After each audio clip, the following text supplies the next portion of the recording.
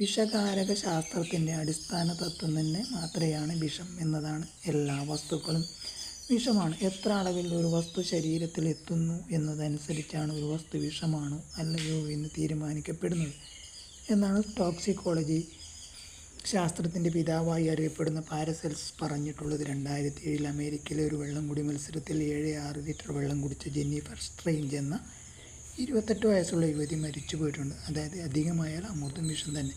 അതേസമയം ലോകത്തിലെ ഏറ്റവും രൂക്ഷമായ ബോട്ടിലിനം വിഷം പൊട്ടാസ്യം സയനൈഡിനേക്കാൾ എത്രയോ കോടി മടങ്ങ് വിഷവീര്യമുള്ളത് അടങ്ങിയ സൗന്ദര്യവർദ്ധക ക്രീമുകളും മറ്റു മരുന്നുകളും വിപണിയിൽ ലഭ്യമാണ് താനും. അതായത് നേർപ്പിച്ചാൽ കൊടും വിഷം പോലും വിഷമല്ലാതായി മാറും. വിഷശക്തി ബാധിക്കുക ശരീരഭാരത്തിൻ്റെ ആനുപാതികമായാണ്. ശരീരഭാരം കൂടുന്തോറും വിഷബാധ കുറയും.